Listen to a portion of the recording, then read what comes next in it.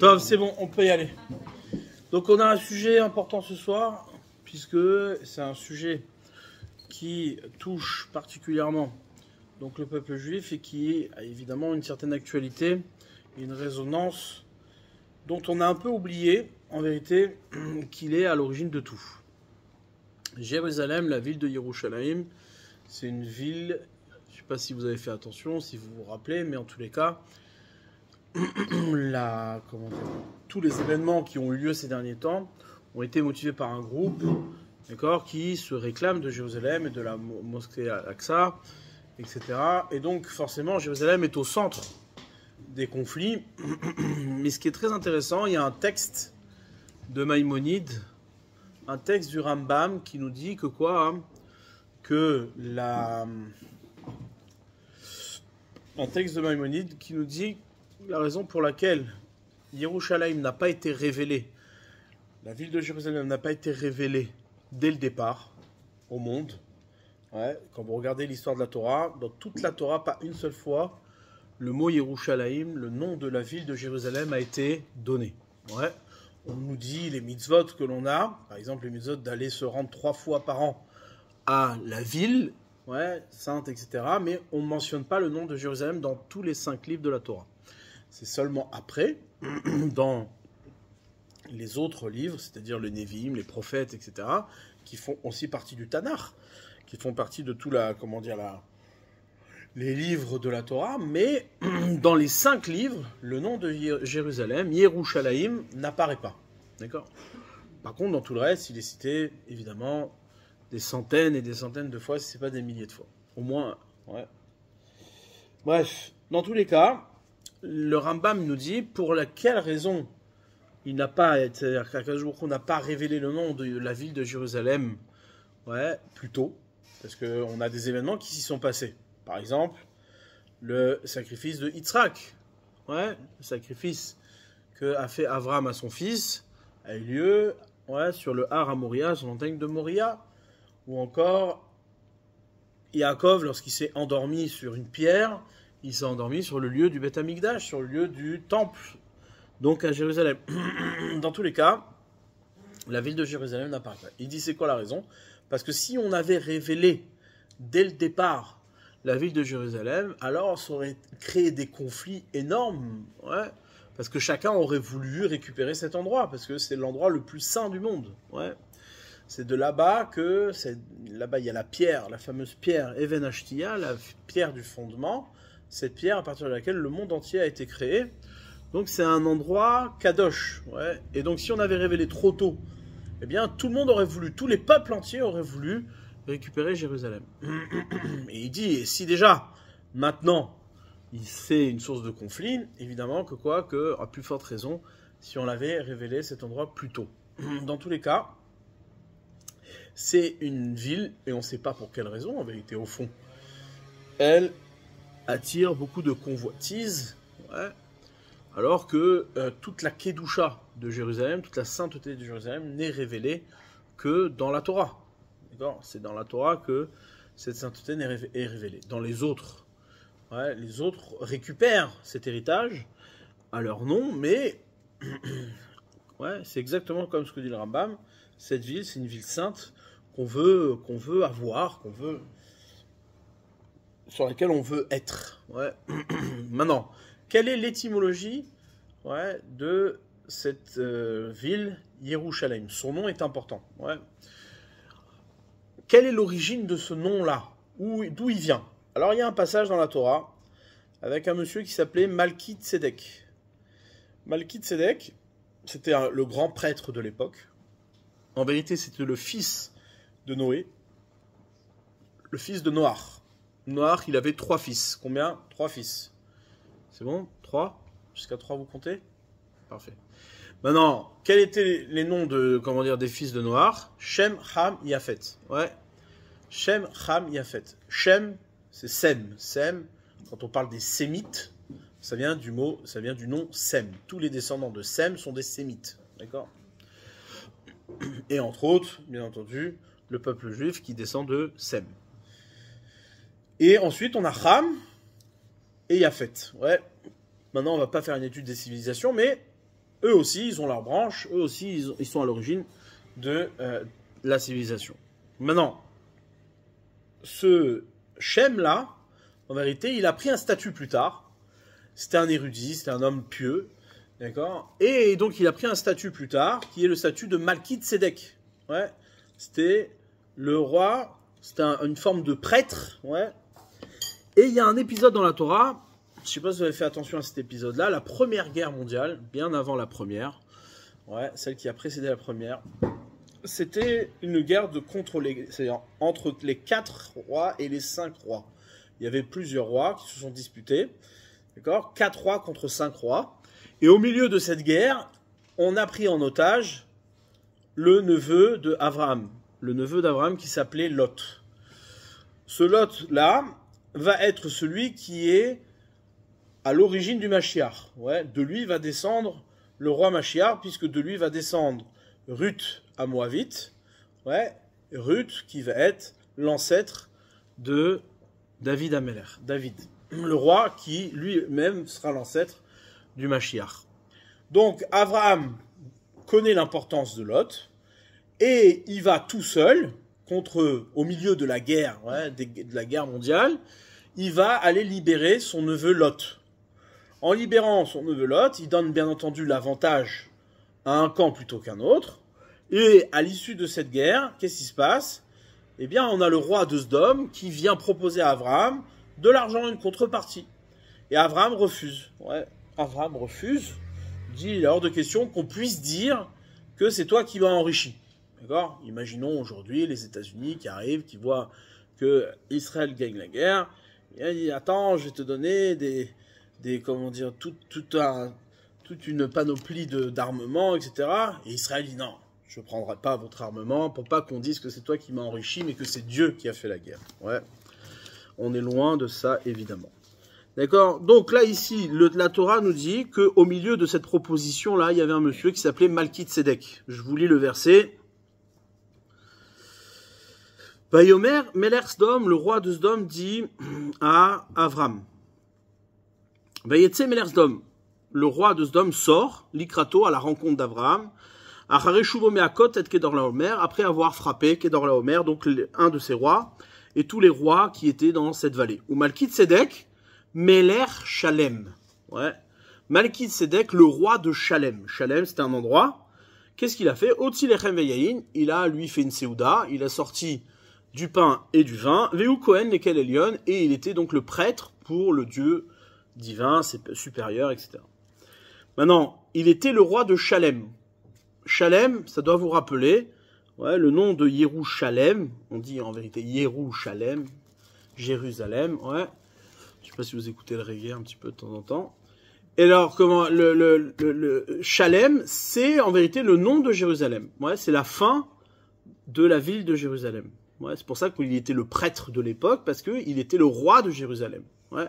Yerushalem est une ville dans laquelle il y a le Beth Amikdash, il y a le temple saint, et que là-bas, les Kohanim, les prêtres, sont censés faire le service divin. Donc, toute cette histoire se passe à l'époque d'Abraham. Donc, on est en quelle année de la création? Là, il faut forcer un peu la culture générale, c'est très important. Ouais. En quelle année Abraham il est né? En 1948 de la création. Ouais. Pas le 1948 qui était il n'y a pas longtemps, mais en 1948 de la création. D'accord? Donc on parle il y a 3000 ans. Ouais, un peu plus de 3000 ans. Maintenant, ce roi-là, Malki Tzedek, était le roi de Shalem. Donc à l'époque, Jérusalem s'appelait Shalem. Shalem, c'est quoi en hébreu? Entier, complet, abouti. D'accord? Donc la ville de Jérusalem, c'est deux mots. Yerou, Shalem. Ouais, Yerou, Shalem. Shalem, ça veut dire complet, ça veut dire entier, d'accord? Et donc c'est une ville de prêtres quelque part, parce que c'est l'endroit où on sert Dieu. Et Yerou, ça vient du mot Yira. Yira, ça veut dire la crainte. Yerou Shalem, c'est la ville où la crainte est entière, elle est complète. La crainte de Dieu est entière et complète. C'est ça le nom de la ville. Il y en a d'autres qui vont nous dire Ir Shalem. Yerou, c'est une forme d'extension du mot Ir. Ir, ça veut dire la ville. Ir Shalem, la ville complète, la ville entière. Bref, peu importe comment on étudie comment dire, cette origine-là, l'étymologie du nom de Jérusalem, mais dans tous les cas, ouais, en vérité, à l'origine, c'est la ville de Chalem. Maintenant, moi, ce qui m'intéresse ici, c'est d'opposer ces deux notions. Ouais, on va essayer de comprendre en profondeur qu'est-ce qu'incarne la ville de Jérusalem et pourquoi elle est tellement importante. Chalem, vous connaissez aussi un autre mot qui ressemble à Chalem, qui est très populaire. Ouais. Shalom, salam, ouais. Shalom, ça vient du mot shalem. Shalom, la paix, ça veut dire être complet, être entier. On ne laisse personne au bord de la route. Ouais, on est en accord total. Ouais, toutes les, comment dire, tous les individus sont rassemblés autour du concept de la paix et on forme une unité. D'accord ? Pourquoi c'est important de comprendre ça ? Parce que Shalem, le mot entier, complet, en vérité sous-entend qu'il y a une division. On ne peut pas arriver à une plénitude si on rassemble pas les différents éléments qui amènent à cette plénitude. Ouais. Quand je dis que je suis Shalem, quand quelqu'un dit qu'il est abouti, qu'il a réussi dans la vie et qu'il est abouti, qu'il est entier, ça veut dire quoi ? Ça veut dire qu'il a tout récupéré pour former ce qui est son entièreté. Par exemple, vous faites un puzzle, vous avez plusieurs pièces. S'il vous manque une pièce, tu ne peux pas dire que le puzzle est entier. Quand c'est que tu dis qu'il est entier, c'est que toutes les pièces y sont réunies. Mais ça sous-entend, quand tu dis que tu as réussi à compléter le puzzle, ça veut dire que tu as réussi à rassembler toutes les pièces. Tu sous-entends qu'il y a bien une multiplicité de pièces qui forment un tout qui s'appelle Shalem. D'accord ? C'est bon ? C'est simple. Comment dire ? Maintenant, ça veut dire que quoi ? Qu'il y a une opposition entre l'idée même d'être Shalem, d'être entier, et d'être un. Quelqu'un qui est un, véritablement, quelqu'un qui est un dans sa définition, par exemple, quand on parle de Dieu et qu'on dit qu'il est un, on dit il n'est pas un comme nous, on est un. Ouais, ça fait partie des principes de Emouna, principes de la foi, et même principe de logique aussi, qui est très important. D'accord ? Vous savez comment on détermine l'idée de l'un ? L'idée de l'un, c'est très simple. Ouais, c'est que s'il y a deux, il y a forcément un qui réunit les deux. Sinon, on ne pourrait pas les avoir ensemble. D'accord ? Ils ne seraient pas deux. Ouais. Ils ne pourraient jamais se croiser. S'il y a un espace qui réunit les deux, et qui peuvent être deux quelque part, c'est parce qu'il y en a un qui les réunit. Donc forcément, dès que tu as deux, tu en as un qui est quelque part. Donc l'idée même de l'un, elle est absolue. On est obligé d'avoir un quelque part. Sinon, on ne pourrait pas être deux. D'accord ? C'est bon ? C'est des maths, ça. Bon, toi, c'était un accident que tu fais des maths, mais en même temps, ouais, les accidents sont bénéfiques. Hein. On apprend à conduire quand on... Maintenant, on peut pas avoir l'idée de deux si l'un n'existe pas. Parce que tu pourrais pas avoir deux ensemble s'il n'y a pas un qui les réunit. D'accord ? Donc, Hachem, il est un, mais quand on dit qu'il est un, on dit il n'est pas un comme nous, on est un, ou comme nous, on conçoit l'un, parce que pour nous, un, c'est quoi ? C'est une unité, c'est un rassemblement de plusieurs. Alors, quand ils sont entiers, quand on arrive à l'entièreté, quand on arrive à la plénitude, on parle d'un un qui est complet. Mais chez Dieu, on ne peut pas dire qu'il est un parce qu'il est complet. Parce que ça voudrait dire qu'il a rassemblé plusieurs éléments pour se constituer. Or, Hachem, il est un parce qu'il est parfaitement un. Il est un parce qu'il est tout seul, parce qu'il n'y a rien d'autre. D'accord ? Donc, c'est pas un qui est entier, c'est un qui s'oppose à l'idée de Shalem, à l'idée d'entier. C'est pour ça que pour réparer la ville de Jérusalem, on est obligé de parler de la crainte de ce qui est entier. C'est-à-dire que tu conçois, tu entends que l'origine de ce qui peut faire la plénitude, c'est-à-dire l'origine qui peut faire l'unité, le shalom, la paix, c'est quoi ? C'est quelque chose que tu crains. C'est quelque chose qui est au-delà de toi, qui ne fait pas partie de la plénitude. D'accord ? Prenez un cercle. C'est important de comprendre ça. Hein. C'est juste pour avoir un minimum de sagesse. Un minimum. Vous avez un cercle. Vous enlevez le centre de ce cercle. Le cercle disparaît. Pourquoi ? Parce que il s'éparpille. D'accord ? En vérité, le cercle, il forme une unité. N'importe quelle figure, elle forme une unité parce qu'elle a un centre. Un centre qui réunit toutes les évasions de cette figure. Maintenant, si tu enlèves le centre de ce cercle, ou le centre de n'importe quelle figure, qu'est-ce qui se passe ? Ouais, tu enlèves le nez du visage, tout ton visage, ouais, c'est connu. dans l'esthétique, les esthéticiens qui gagnent beaucoup d'argent, ils savent très bien que le nez, c'est quelque chose qui forme la centralité du visage et qui fait toute la beauté d'un visage. D'accord? Si vous cassez le nez, si vous enlevez le nez, hop, le visage, c'est pareil dans n'importe quelle figure. Ce qui fait la centralité et ce qui fait l'unité d'une figure, et donc ce qu'on appellera l'harmonie d'une figure, c'est quoi? Ben, c'est tout simplement son centre. D'accord? Pourquoi? Parce que le centre, c'est celui qui concentre tout ce qui pourrait s'évader de la figure. Ok? C'est ce qui donne une cohérence à la figure. Ben, c'est pareil. Shalem, être entier, complet, c'est quoi? C'est en vérité comprendre qu'il y a un centre qui échappe à l'évasion de toute la figure et qui va concentrer toute cette évasion vers un point qui est central et qui ne fait pas partie de la figure. Yérou, Shalem. Ouais, la crainte de ce qui est entier, de ce qui constitue ce qui est entier. Donc en vérité, la ville de Jérusalem est par définition une ville, d'accord, qui révèle l'origine de la plénitude, l'origine de la perfection. Or, l'origine de la perfection n'est pas quelque chose qui se complète au cœur même d'un système, c'est-à-dire que, et ça c'est très important, vous allez voir que quoi, hein, je crois que j'ai laissé une feuille, j'ai noté quelques petits trucs. Il y a un verset que je voulais ramener.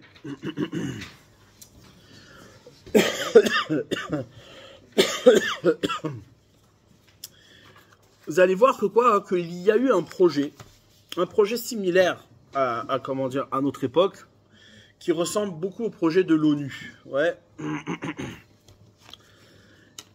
À l'époque d'Abraham, il y avait une civilisation qui était conduite par un monsieur qui s'appelait Nimrod. Nimrod, comme son nom l'indique, c'est un monsieur qui était rebelle. Nimrod, il se rebellait contre qui? Il s'est rebellé contre Dieu lui-même. D'accord? Il connaissait son créateur, mais il s'est rebellé contre lui. Qu'est-ce qu'il a fait? Il a construit une grande tour qu'on appelle la tour de Babel.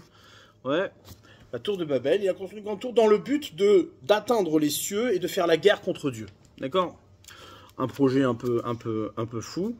Ouais, qu'on ne comprend pas très bien, mais dans tous les cas, regardez ce que dit le verset. Le verset, il dit comment il présente le projet de ce monsieur Nimrod dans Parashat Noach, à la fin, après la catastrophe du déluge. Il y a un autre monsieur qui se lève et qui va essayer de défier Dieu. Vayi kol haaretz safa echat. Toute la terre avait une seule langue. Une seule. Ouais. Udvarim achadim et une seule parole. Il y avait une unité parfaite dans ce qui est l'expression de la parole et également donc les idées. Ouais. Vayi benosa mikedem, ils sont donc partis vers l'est. Vaimtsu bika, ils ont trouvé une vallée. Be'eret Shinar, dans la terre de Shinar. Vayi Shvusham, ils se sont installés là-bas. Toute la civilisation s'est rassemblée autour de Nimrod et se sont installés dans cette bika, dans cette vallée. Vayomu ish el reu, chacun dit à son ami. Avan ilbena levenim, ils avaient donc un seul et même projet. Venez, on va faire des briques. L'isrefa, on va les constituer. Vati la malevena, les verres, etc. Vayomu avan ivna la nouir. Quel est le projet? Venez, on construit une ville. Venez, on se construit une ville. Venivna la nouir ou migdal. On va se construire une ville et une tour. Une ville et une tour. Ouais. Verosho Bashamaim, cette tour-là arrivera aux cieux. Venaase la nou Shem. Et on va se faire un nom. Venaase la nou Shem. Shem, ça nous rappelle un monsieur qui s'appelait Malkitsedek, qui avait un surnom qui était de Malkitsedek et qui s'appelait Shem. Donc eux, ils ont dit Venaase la nou Shem. Ça veut dire quoi? Nous dit le Zohar ici qu'en vérité, ils avaient comme projet de remplacer Jérusalem. Ouais. C'est-à-dire, il fallait qu'ils construisent une ville qui soit à l'image de Jérusalem. D'accord? Une ville, mais une ville, pas simplement une ville, ouais, mais une tour, ouais, au cœur de cette ville. Qu'est-ce que ça change? C'est quoi la ville? La ville, c'est celle qui rassemble les gens. C'est-à-dire que quoi? Que tu délimites un territoire dans lequel tu vas rassembler des gens autour d'une ville, d'accord? Maintenant, cette ville-là, si elle n'a pas une tour, si elle n'a pas une idéologie commune qui crée son centre, et donc qui crée une harmonie de la ville, ouais, parce que sinon toute la ville risque de s'échapper sur les côtés et donc pas avoir son centre, eh bien, hein, tu n'as pas de ville, ta ville ne sera pas constituée. Donc ils ont compris que quoi? Que il fallait une unité pour pouvoir constituer cette ville. Cette unité sera la centralité de la ville, on va se faire une ville et une tour. On va se construire une ville et une tour. Maintenant, tout cela, tout ce concept-là était pour défier la ville de Yerushalayim. Qu'est-ce qu'ils sont venus rajouter, ces gens-là? Ils avaient comme projet de défier Dieu. Ça veut dire quoi? Ça veut dire ils ont argumenté le fait que quoi? Que la tour, ça veut dire ce qui crée la centralité de la ville, peut faire partie de ce qui s'appelle Shalem. C'est-à-dire, on a une ville qui est entière, qui est complète, la plénitude, la perfection, l'aboutissement, la paix peut arriver indépendamment de Dieu. Peut arriver indépendamment de la crainte que je peux avoir, qui est extérieure au système de la ville. Il suffit juste de construire une tour qui est au cœur de cette ville, mais cette tour-là sera construite par l'homme lui-même. C'est-à-dire que cette tour, c'est quoi? C'est la création d'une centralité, donc une idéologie qui naît de l'homme lui-même, mais qui n'apporte pas de crainte, qui n'apporte pas de relation à Dieu. D'accord? Ça, c'est ce qu'ils ont voulu faire. Et qu'est-ce qui s'est passé? Dieu est descendu, il a regardé, il s'est moqué d'eux, et hop, Bilbel Shamsatam, il a embrouillé toutes leurs langues se sont divisées, et ils se sont séparés dans le monde entier. Pourquoi? Qu'est-ce que ce texte veut vouloir nous dire? Il vient tout simplement nous dire qu'à partir du moment où tu montes comme projet, ouais, une centralité à ton projet, qui n'a pas comme base la crainte, eh bien, ton projet s'éparpille. Ouais, tu coupes le nez, il n'y a plus de visage. Tu enlèves le point de la centralité, ça disparaît. Si ta centralité n'est pas définie dans un rapport à quelque chose qui est extérieur, ouais, au concept de ta plénitude, ouais, savoir à qui tu dois cette plénitude, savoir à qui tu dois cette paix, eh bien ça c'est ce qui va faire l'essentialité de ta possibilité de construire quelque chose d'entier, quelque chose d'abouti. D'accord?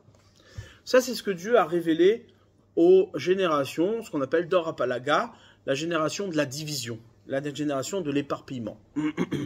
Et en vérité, ce qui est intéressant, c'est d'entendre quand ça nous est pas complètement étranger cette idée-là, ouais. C'est-à-dire que nous, ça fait des générations sans le savoir. C'est-à-dire on a certainement une idée de Dieu, mais une idée de Dieu qui est, comment dire, qui est poussiéreuse et qui au final est en dessous plein de couches, ouais, de couches qui, comment dire, qui nous empêchent de voir qui est Dieu, ouais. Ce projet-là, c'est de dire, je me débrouille tout seul pour arriver à ma plénitude, pour arriver à ma perfection, pour arriver à quelque chose d'entier, de complet. Ouais. Le projet de la modernité, c'est de dire, on va pouvoir constituer une unité, ouais, dont la centralité sera créée par l'homme. Je ne sais pas si vous avez fait attention, c'est quoi le symbole du christianisme? Ouais, une croix. La croix, c'est quoi? La croix, c'est deux orientations. Une qui est horizontale et une qui est verticale. L'horizontalité, c'est la ville. Ouais, c'est l'extension de, comment dire, de l'espace que tu occupes. La verticalité, c'est quoi? C'est la migdale, c'est la tour. La tour, c'est elle qui est verticale. Ouais, une ville, elle est horizontale et la tour se dresse au cœur de la ville comme quelque chose de vertical. Vertical, la verticalité, c'est quoi? C'est l'idéologie. Or, l'idéologie moderne, c'est de dire que l'homme est au centre de la ville. Ouais, l'homme est devenu Dieu, donc il remplace Dieu, et à partir de ce moment-là, qui est la centralité de notre ville, qui est la centralité de notre idéologie et de notre accomplissement? C'est l'homme. À partir de là, on a trouvé une unité parfaite, on a trouvé un concept qui peut nous rendre entiers et complets, sans histoire, d'accord? Donc c'est là où il faut comprendre ici le point fondamental de ce qui, de toute manière, est obligé de finir par un conflit. Le conflit, ça peut rester un conflit, comment dire, un conflit de concept. C'est pas obligé d'être un conflit catastrophique, d'accord? Bien que ça se profile vers quelque chose qui devient catastrophique, mais le conflit, il est essentiel, il est fondamental. C'est quoi le conflit? Le conflit, c'est de dire la chose suivante. C'est que Israël, dans son rapport à Dieu, ouais, vient rappeler sans cesse aux nations que quoi? Que le migdal, que la tour ne peut pas être l'homme. C'est ça que ça vient rappeler.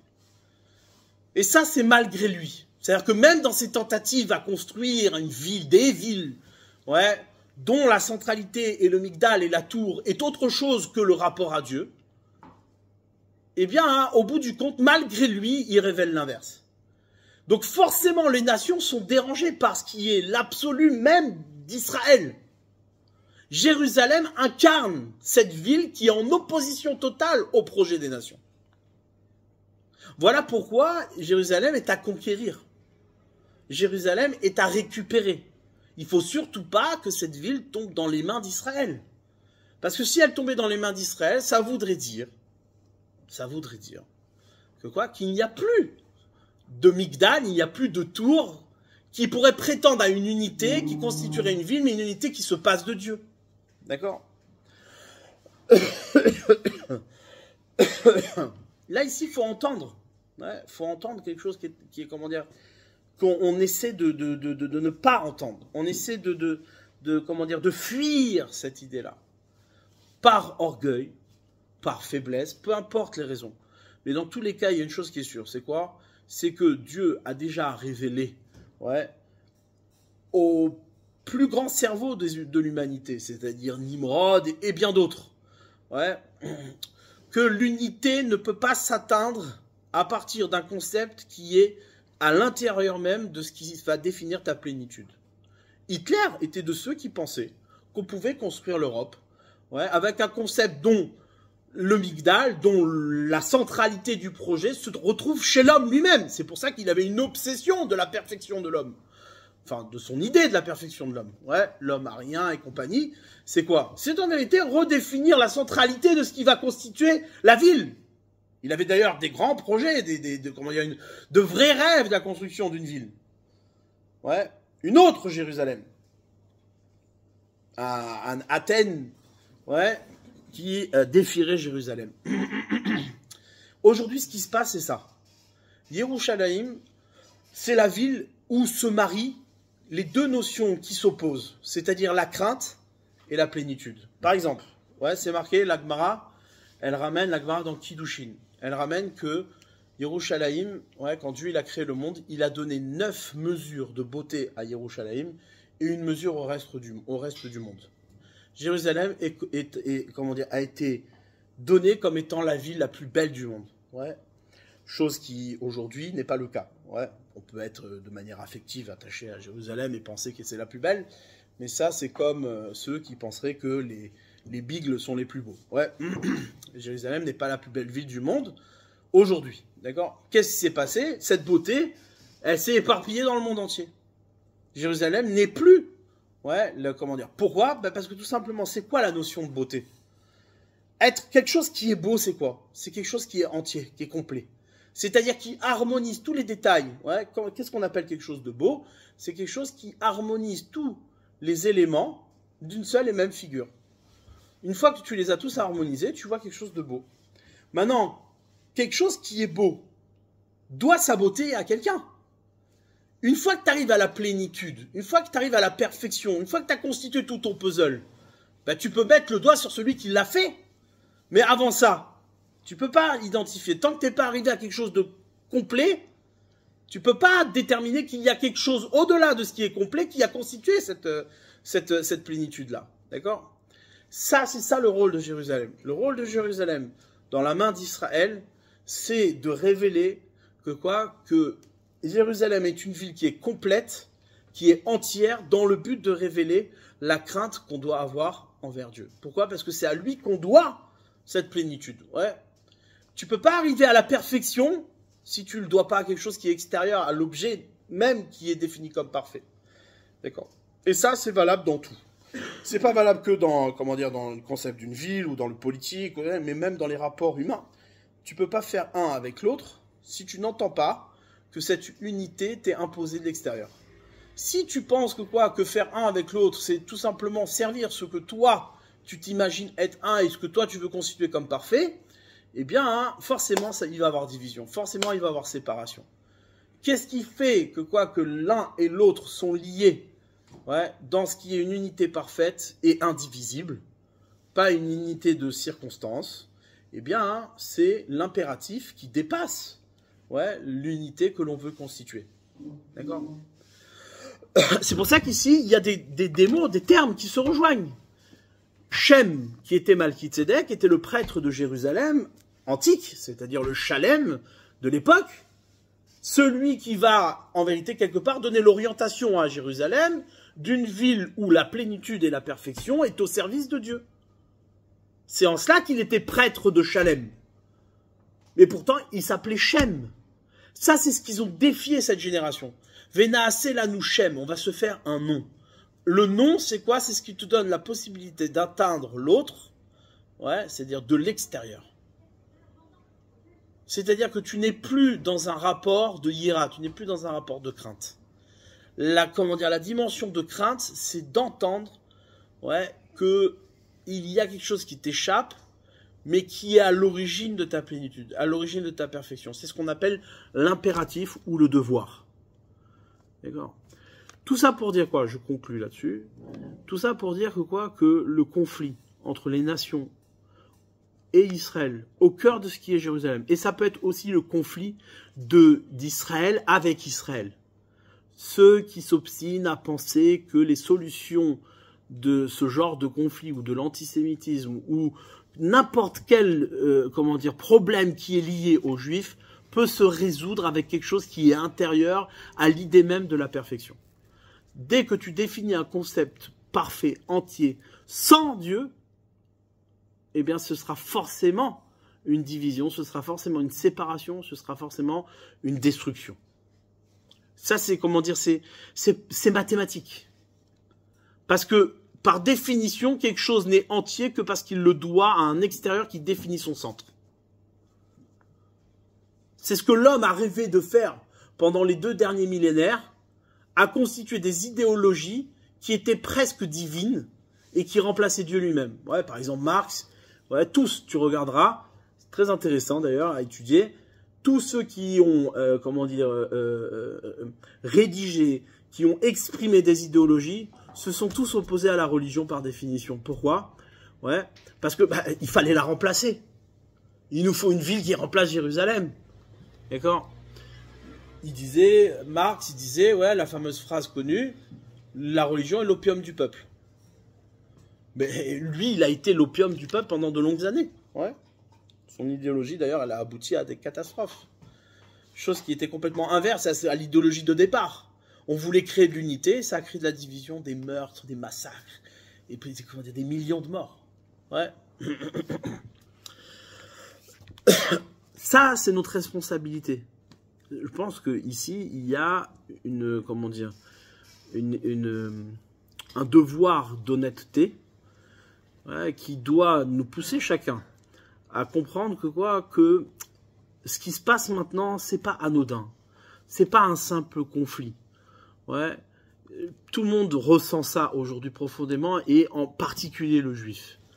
En particulier le juif, ouais. Je discute avec certaines personnes, c'est terrible. C'est-à-dire que aujourd'hui, tu as même des juifs qui ont peur de parler. C'est-à-dire ceux qui arrivent encore à cacher leur judaïsme, d'accord, ont peur de dire qu'ils sont allés en Israël à des amis. Je te discutais tout à l'heure avec des personnes qui disaient, moi dans mes discussions, je fais attention. La dernière fois, je disais qu'un tel était parti à... Et puis je me suis repris, je dis non, oui, il est parti à l'étranger. Mais pourquoi tu réagis comme ça? Parce que tu es encore en capacité de cacher que tu es juif. D'accord? Et comment dire? Donc du coup, il y a un malaise d'être juif. Il y a un malaise d'être juif aujourd'hui. C'est une évidence. Si tu vois pas ça. Et ce malaise d'être juif n'est pas qu'un malaise d'être juif seulement en Route Salaret, c'est-à-dire en dehors des frontières d'Israël, mais même en Israël aujourd'hui, il y a un malaise d'être juif. Donc ça prend une orientation qui nous oblige à être responsables. On ne peut pas fermer les yeux. À un moment donné, il faut aussi connaître son histoire et pouvoir faire un bilan et prendre ses responsabilités. Ouais.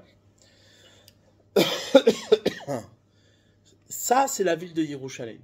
Cette ville-là, elle est extraordinaire. Elle est extraordinaire en cela que elle a au cœur même de sa ville une migdal, une tour. Il y a Jérusalem et il y a au cœur de la ville le temple, le Beth Amikdash, qui lui est la tour de Jérusalem. Dans cette tour-là, au Kodesh HaKodashim, dans le Saint des Saints, il y avait là-bas l'arche sainte qui elle-même n'était pas perceptible par la matière. Vous savez comment ça se passait? Imaginons, vous avez ici le Beth Amikdash et ici le Saint des Saints. Le Beth Amikdash, il fait 100 mètres. D'accord? Je prends toutes les différentes pièces qui constituent la longueur de ce Beth Amikdash. Je calcule 100 mètres. Sauf que quand je rajoute la pièce du Kodesh à Kodashim qui avait une certaine taille. Ouais, l'arche sainte avait 4 amotes, ouais, elle avait 2 mètres. Quand je rajoutais ces 2 mètres à la distance ici, eh ben les 2 mètres disparaissaient. Normalement, ça devait faire 102, eh ben ça faisait 100 tout le temps. Pourquoi?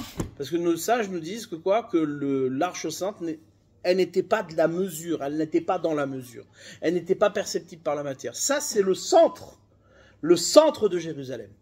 Le centre de Jérusalem et par conséquent le centre du monde. Le centre de Jérusalem et le centre du monde est une dimension qui n'est pas perceptible dans le monde lui-même, dans l'épanouissement du monde lui-même. Ouais. Comme toute figure. Ouais, comme toute figure. Le centre échappe à la mesure et à l'espace de la figure. Ça, c'est le Migdal. C'est ça notre tour à nous et c'est la seule tour qui existe. Il n'y en a pas d'autre. Migdal, ça vient du mot, en hébreu, un mot que vous connaissez. Migdal, Degel. Degel, c'est un drapeau. Migdal, Degel. Vous avez vu comment on érige le drapeau? Ouais, on le fait monter sur une tige comme ça. C'est un Migdal, c'est une tour. C'est une idéologie. Si le drapeau que l'on hisse, ouais, en haut de notre tour, est un drapeau qui cherche à réunir autour d'une idéologie qui défie Dieu lui-même, ouais, qui refuse Dieu, qui met Dieu à l'extérieur, eh bien forcément, cette ville-là va disparaître. Forcément, la ville se détruira. C'est pour ça qu'il y a des... Ouais, c'est marqué. La Gemara dans Sanhedrin. Vous connaissez le Talmud. Le Talmud, il a été écrit, il a commencé à être écrit il y a maintenant près de 2000 ans, un peu moins, ouais, 1500 ans, on va dire, puisqu'il s'étend sur une certaine période, un peu plus de 1500 ans. Et là-bas, il y a un traité qui s'appelle Sanhedrin, dans lequel c'est marqué que quoi? Que toutes les nations à la fin des temps vont arriver à Jérusalem. Pourquoi? Comment ils ont su ça? C'est pas qu'ils étaient prophètes ou qu'ils voyaient. C'est parce que c'est la logique des choses. Tout va se concentrer sur Jérusalem. C'est inévitable. Pas parce qu'il faut faire la guerre, mais parce que le sujet c'est celui-là, il n'y en a pas d'autre. Le sujet c'est de savoir qu'est-ce qui constitue la ville, quelle est la tour qui constitue notre ville, quelle est la tour qui constitue notre civilisation. L'ONU aujourd'hui n'a plus de tour. Elle essaie d'effacer la tour, ouais, la fameuse tour. La seule tour qu'ils ont, c'est quoi? C'est l'homme.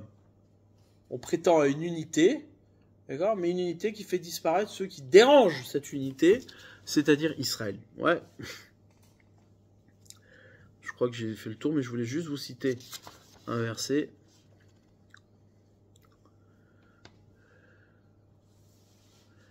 Ouais, c'est ça. Le verset dit comme ça dans Tehillim. Yerushalayim abenouya, Jérusalem construite, Keir shechubera la yardav.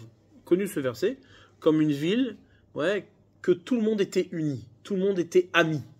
Ouais, nous disent nos sages, on apprend de ce verset-là. Ir shei osa kol Israël la chaverim. C'est une ville qui va faire de tout Israël des amis.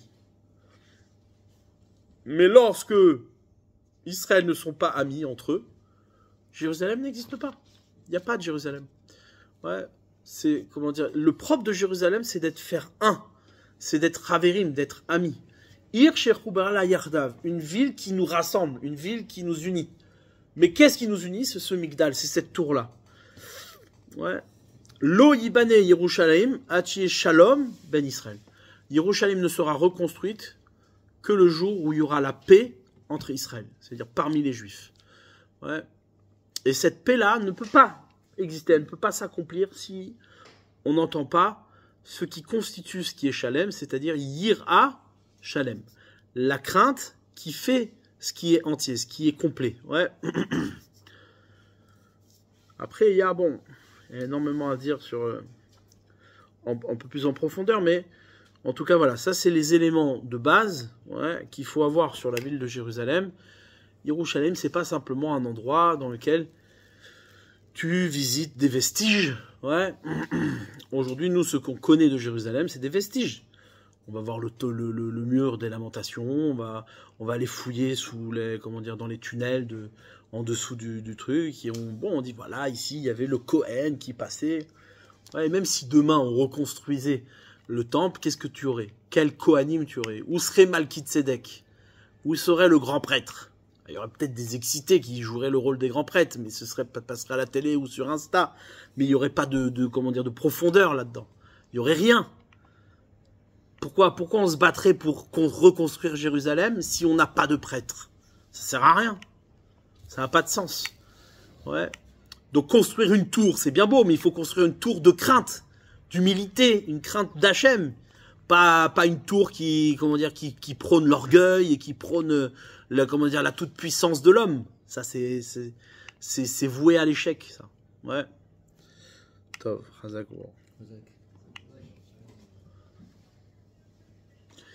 Des questions sur Jérusalem? Pourquoi le rabbin n'était pas au centre du Beth Amikdash? Logiquement, il devrait être au centre. Non, parce qu'il fallait la cour, que tous les gens puissent arriver jusque là-bas.